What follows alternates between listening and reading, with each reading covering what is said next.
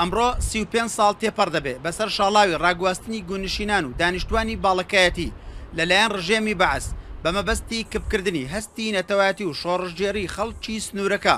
هاوکات ڕێگریکردن لە هاوکاریکردنی هێزەکانی پێشمەرگە شاڵاوی ڕاگواستنی باڵەکایەتی بە چەند قۆناغێک دەستی پێکرد بۆ ئۆردوگا زۆرەملەکان بەشێکیان بۆ ناوەڕاست و خواروی عراق دوور خرانەوە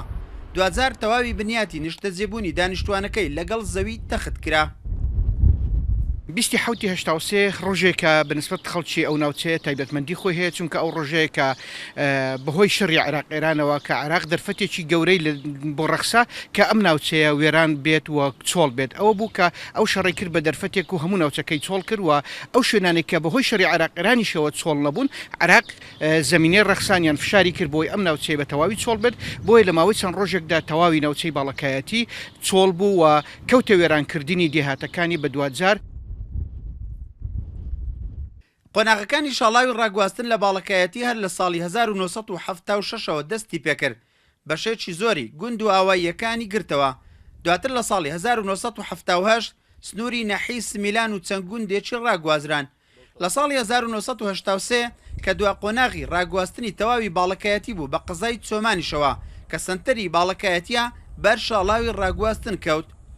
دانیشتوانەکەی بەسەر پارێزگاکانی هەولێر و سلێمانی و دەهۆک دابەش بوون بەشێکیان لە کەسوکاری پێشمەرگا زیندانی کران و هەندێکیان دوورخرانەوە بۆ خواروی عراق.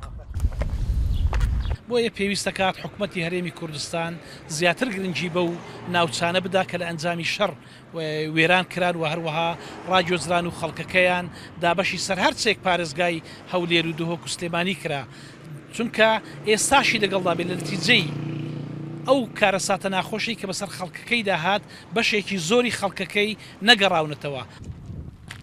شاڵاوی ڕاگواستن هاوشانی ئەنفال و کیمیاباران و گرتن و ڕاوەدونان و زیندانیکردن و لە سێدارەدان و وێرانکردنی گوند و دێهاتەکان و چۆڵکردنی ناوچە سنووریەکان بەشێک بوون لە پلانەکانی ڕژێمی ئەوسای عراق بۆ لە ناوبردننی بیری ئازادی و شۆڕژگێڕی خەڵکی کوردستان لەو ڕژەدا دانیشتوانی باڵەکایەتی داواکارن ئاوڕێکی زیاتر لە سنوورەکەیان بدرێتەوە کە ئێستاش زۆرێک لە گوند و ئاوایەکانی ئەو سنوورە بەهۆی کەمی خزمەتگوزاریەوە دووبارە بەرەو چۆڵبوونەوە دەچێن. باڵەکایەتی بە دووری 180 کیلۆمەتر دەکەوێت ڕۆژهەڵاتی پارێزگای هەولێر قەزای چۆمان و هەریەک لە ناحیەکانی حاجی ئۆمەران و سمیلان و قەسرە و گەڵاڵە و 116 گوند لەخۆ دەگرێت. دوای 35 ساڵ لە ڕاگواستنی باڵەکایەتی تا ئێستا ئاسەواری ئەو ڕاگواستنەوە بەسەر دانیشتوان و بنیاتی ئەو ناوچەیەوە دەبیندرێت